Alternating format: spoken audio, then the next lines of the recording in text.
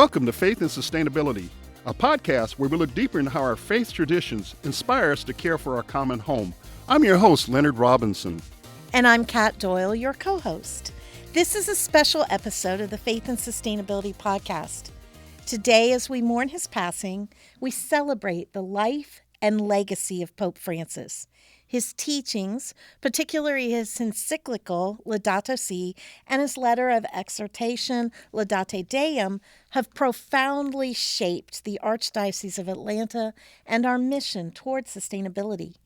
You know, Pope Francis has been a beacon of hope and action, inspiring not just individuals, but entire communities to embrace environmental stewardship as a matter of faith. His message was for Catholics and non-Catholics. Here in Atlanta, his vision has transformed us into a national faith-based leader in sustainability. So in this episode, we're going to take you on a journey through the many different initiatives that have come from his inspiration, each a testament to his enduring legacy. We'll reflect on the pilot programs, the action plan, workshops, audits, and all the more that we've done here, and the real impact that Pope Francis has had on us here in Atlanta. So, Leonard, let's get started. Let's do this chronologically, Kat. Okay. Let's start out with the Laudato Si Action Plan. That was created by University of Georgia professors, both Catholic and non-Catholic, that gave parishioners, parishes, and schools steps, both easy, medium, and difficult, to be sustainable in various actions and be better environmental stewards. So the action plan actually sprang forth from this Pope that came out and said he was going to do something about the environment. I think it's really great that this action plan was so highly anticipated that scientists at the University of Georgia came together, Catholics and other faith traditions alike, and said, we now have the opportunity to combine our science work with faith. And that's what came from that action plan. Tell us a little bit more, Leonard, if you will, about how that happened. Well, you know, Pope Francis, he did speak to Catholics, but he spoke to non-Catholics as well. And the action plan plus the subsequent revision has been received very, very well by other faiths. Ebenezer Baptists accepted the Laudato Si Action Plan, and they're Baptists. So it goes beyond the walls, the Catholic walls, to people of faith, or as Pope Francis said, people of goodwill. And that's who I think we wrote the action plan for. People that are going to do something. So as our Holy Father and as he spoke to us as Catholics, he did write the encyclical to all people of goodwill. And I think the action plan here in Atlanta, we were able to follow his example of writing a letter to people of goodwill and all people of goodwill and present an action plan that worked for all people of goodwill. Mm-hmm. So as we look at that, I think that we hold him up as an example of how to follow. And the same thing happened then as we moved from creating this amazing action plan to, okay, now what? You know, one of our team members, he'd always say, what if Pope Francis wrote you a letter? How would you respond? And so the Laudato Si Action Plan was basically a response to the Laudato Si encyclical. And from that action plan that went far and wide, interestingly enough, the Pope himself received a copy of our action plan. It was delivered to him in person, placed in his hands. And then when we did the 5-year update of the action plan, we put it online. We made it searchable. Again, we hand-delivered a copy to him, and he accepted that. And what's really interesting is he acknowledged the fact that we were the first in all the world, after he published his encyclical, to put a plan of action in place. And so from that, we were able to really get his blessing on what we were doing. And I think that energized us here in Atlanta. And that led then to us deciding we're going to put a pilot program in place. That's right. You know, inspired by the action plan, because it covers energy, it covers water, it even covers now with the revision environmental justice and equity. And I like the way it's set up because it's an action word in front of the topic, embracing environmental justice. So we're putting action to it. And yes, that led to the pilot plan, our pilot program that we did, what's that, 10 years ago? Almost, yeah. We're coming up on the 10-year anniversary. All right, tell us about the pilot. I wasn't around. I wasn't in the picture yet. So, Kat, tell us about the pilot So the program. pilot plan was pretty cool. The Pope had said that he wanted people to not just read his encyclical, he wanted them to do something. So here in the Archdiocese, we said, what are we going to do? So we said, let's pick one parish or school in each of our different deaneries and engage them in an audit. We wanted to find out about their energy and their water specifically. And let's bring the economic impact of making some changes together with the environmental impact, which is what the Pope had asked us to do, to look at this broadly across all categories. So we put this in place, and what was great about this is that it helped us to begin to raise awareness with the different parishes and with the different priests about what the Pope was actually asking us to do. The pilot plan went into place. We began to get all this. So these are the people who started it. And from that, we started to see early adopters rise up and say, hey, our parish wants to do that too. So we went from a letter being rolled out to us embracing it and putting a plan in place to then going out to the parishes and saying, the Pope has asked us to do this. Do you want to get involved? And they said yes. Yes. And we began to see measurable changes start to take place. That's right. If you can't measure it, you can't monitor it. So that's good because that actually puts numbers behind it. So it satisfies both the science and the faith-based, and the faithful, combining. So we're slowly but surely getting to that intersection of faith and sustainability. Thus, the Laudato Si initiative was created.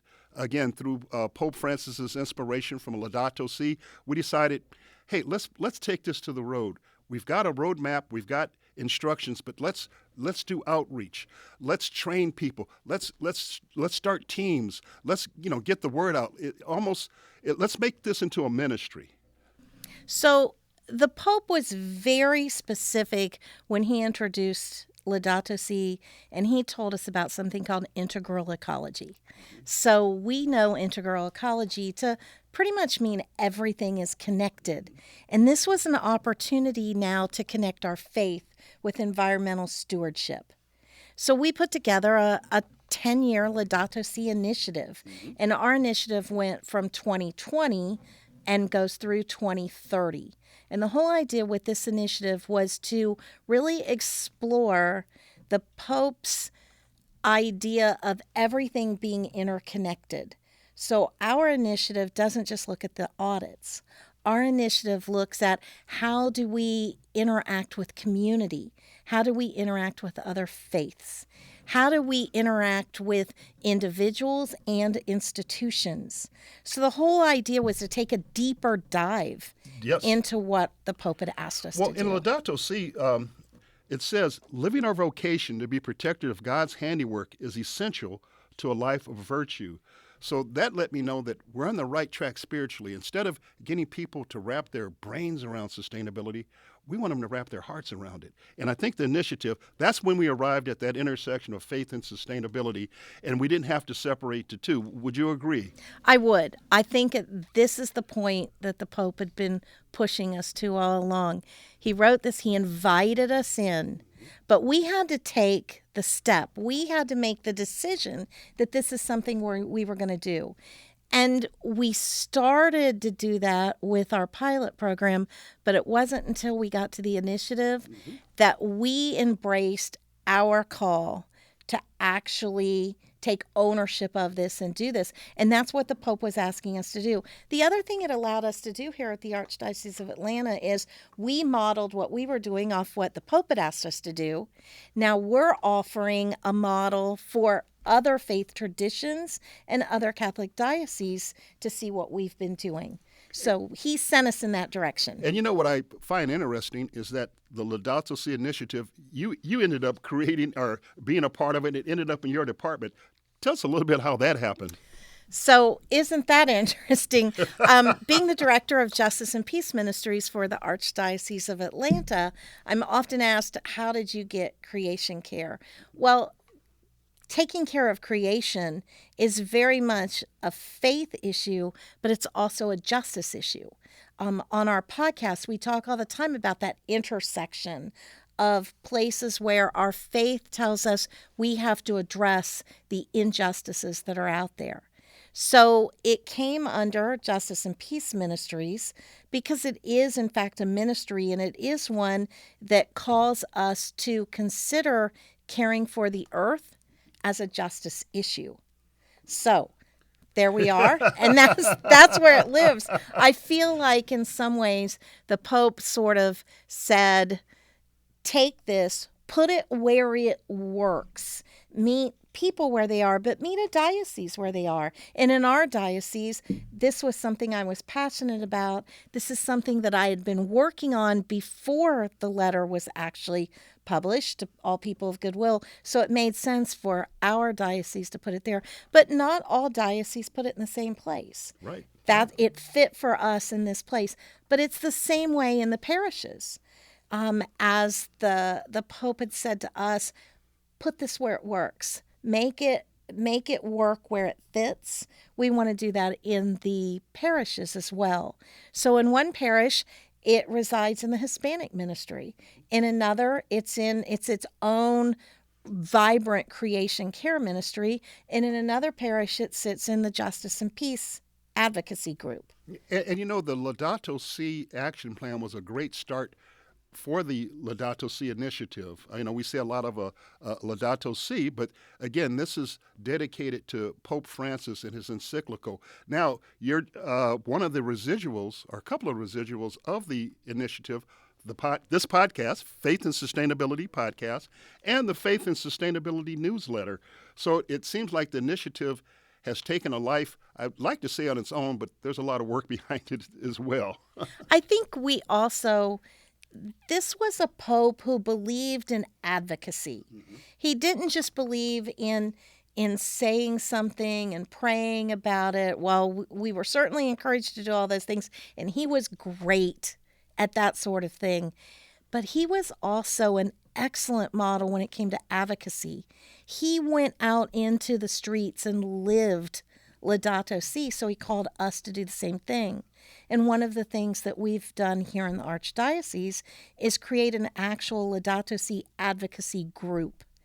And they're looking at advocating on behalf of all of our created world, and specifically looking at our environmental advocacy work. Things like the Okefenokee Swamp, mm-hmm. things like the coal ash pits, those things where people need to stand up. They need to have their voice heard when it comes to those issues. So just like the Pope, when he stood up and made sure the whole world knew what he wanted, what he was talking about, what he said our faith calls us to do, we heard that and we embraced it here and started that same thing. And I think everybody who's been involved with the Laudato Si initiative, we've got a great team. Kat has a great team of A-type personalities, all inspired by the Pope to bring us together.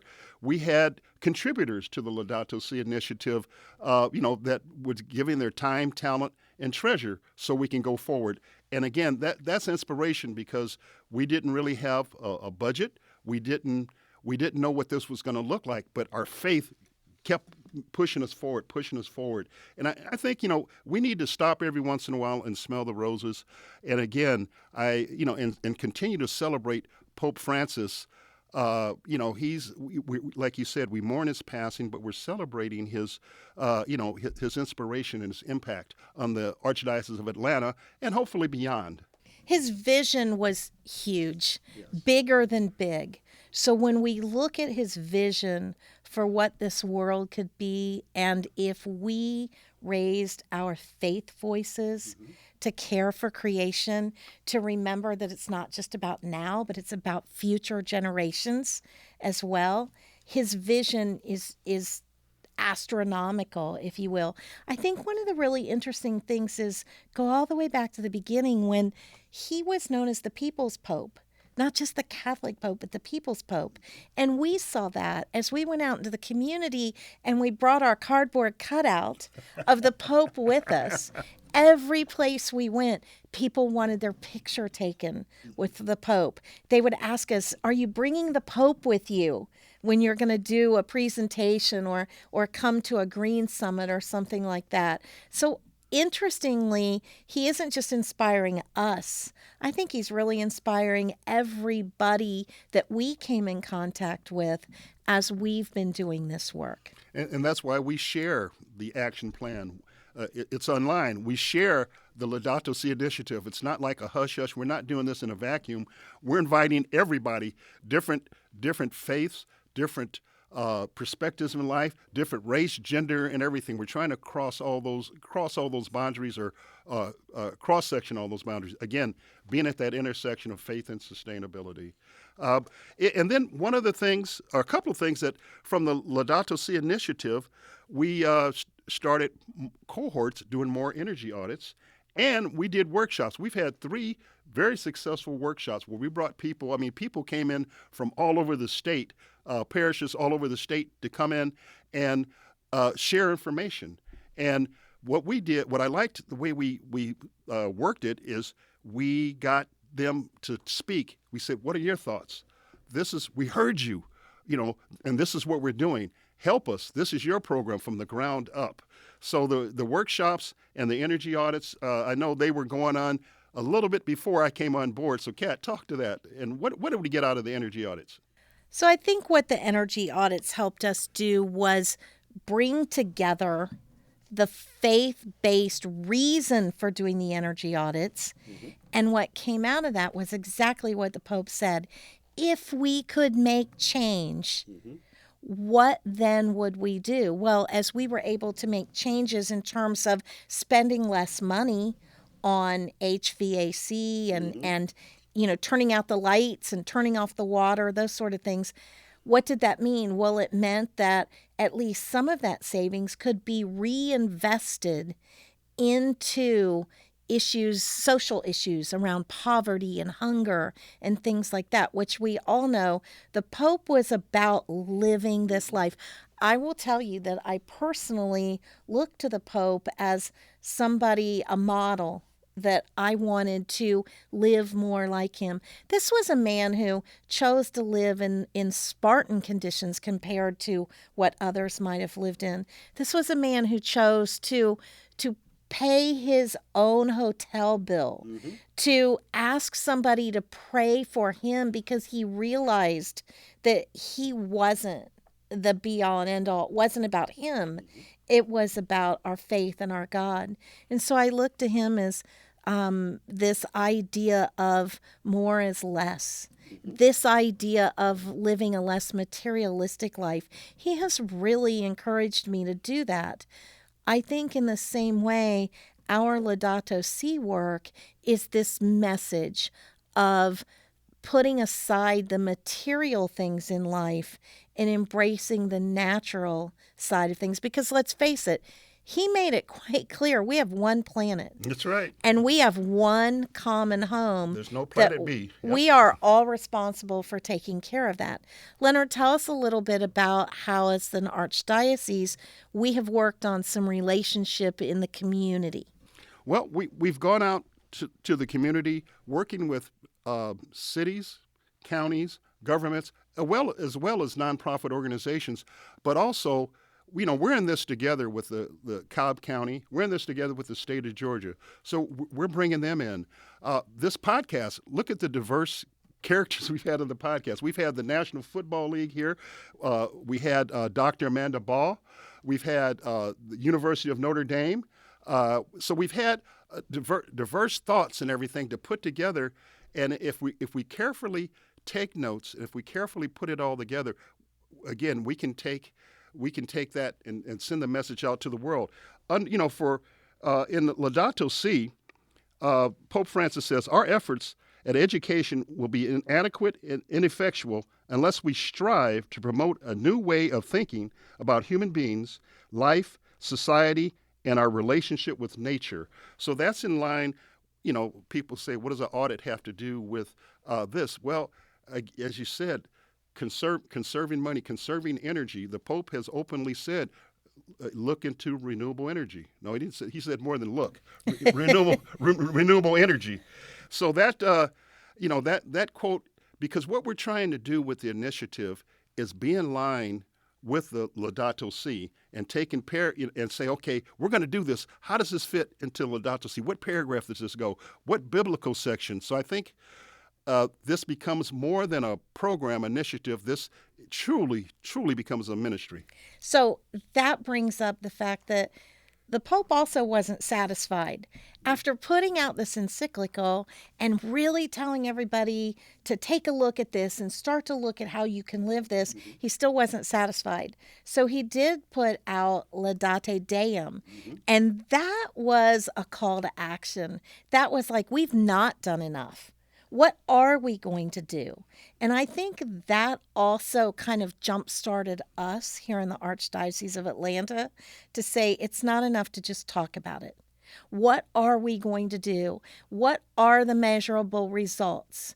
And because of that, we started to ask questions about how are we investing our money here in the Archdiocese.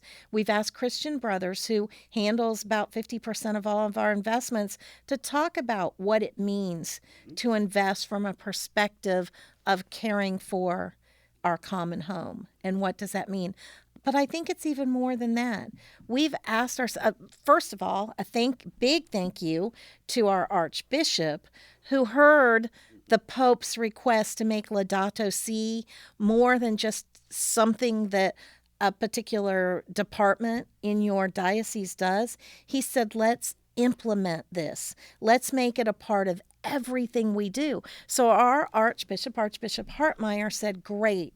So he actually took a part of the Archbishop's annual appeal and said, we're going to help fund this work. So it isn't just talking the talk. We're going to walk the walk.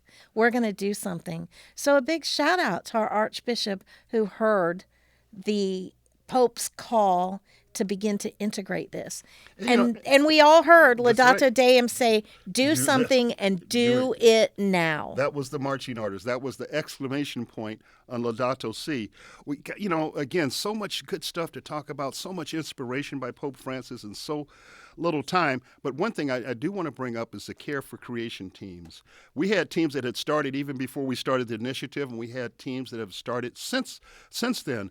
But, getting people engaged, because just like Pope Francis, we weren't satisfied. We said we've got to go further and deeper. We've got to reach out. The goal is to reach out to every parish, through the Care for Creation teams. And we work for them. They don't work for us. We work for them. But it's important that they're a big part of it. It's important that they have skin in the game, to put a term. So we have our Care for Creation committees and teams and everything. And that's starting to grow. They're the ones that have attended our workshops, And so next. Okay. It's also interesting when we talk about ministry and all that, that the Pope put into play this building up of ministries. So at the Vatican level, there was the Laudato Si Action Platform. And he made sure that there were people invited from every part of the world to be a part of that. So, for instance, I was honored to accept being one of those who represented the U.S. Catholic Diocese at the Vatican level in terms of what are we doing in bringing our work to the global table. But we also have the Laudato Si movement. We have each individual country doing Laudato Si work. So here in the U.S., our U.S. bishops and we have the Catholic Church coming together under the umbrella of the U.S. Catholic Church, the Australian Catholic Church, the Vietnamese Catholic Church. We have all of these different places coming together, and we occasionally bring those groups together to learn from one another and to share our experiences. So the same way the Pope put into play ministry and making sure that individuals took ownership, that is exactly what we're doing with our creation care teams, giving them the opportunity to take it, to own it, to live it, and we're here to support them. Exactly. And as we wrap up, I'd like to acknowledge, we were inspired by Pope Francis. We were supported by Archbishop Hartmeyer. We have Bishop Kanzen as our chaplain. Kat, your department that you so willingly took on this challenge. And then Susan Valamoff, not only is she a volunteer, but she's a contributor to the Laudato Si initiative. We have Brian Savoy. He brings in that expertise of the energy audits and the expertise of putting the numbers together to make sure that, that our numbers are with our partners are just as realistic as our faith is with us. Then we have Jay Bassett. He's the community guy. He's out in the community, and he definitely believes in ground truthing and working with the communities and everything. So you've got an interesting bunch here of the people, plus all the other people have donated time, treasure, and talent to this initiative. And again, this is all inspired. Here's a question I have for you, Kat. What was your first reflection when you first heard about Laudato Si? I knew it was coming, and we had our Social Action Summer Institute was going to revolve around this groundbreaking encyclical that the Pope was putting out. So there was this anticipation, this heavy waiting to hear what it would say. And the interesting thing was the day that it was published, I literally, within hours of its publication, had people on the phone saying to me, so what's the Archdiocese going to do? How are we going to do this? I'm like, y'all have to give me just a minute to read through it, to absorb it, to kind of get an idea of what it is. But one of the coolest things was at the time we had then Archbishop Gregory, now Cardinal Gregory, who really encouraged me to take the time to dig into it and understand what the Pope was asking, and then to bring that to life. So from the very beginning, from Cardinal Gregory through Archbishop Hartmeyer, through the work that we've done with the different pastors in the parishes, we are bringing the Pope's vision to life. Yes. That's really what this whole Laudato Si journey has been about. I want to thank our listeners for joining us on this special celebration of Pope Francis and Laudato Si. We pray for Pope Francis, and we renew our commitment to sustainability and embracing his call for creation. Just because he's no longer with us, his vision remains. Not only does it remain, but it is active. It is growing. We are not going to sit back and rest. At this point, we're going to take this legacy that he's left us and grow it into everything that he envisioned that it might someday be. Well, I'm ready. Are you ready, Kat? I'm ready.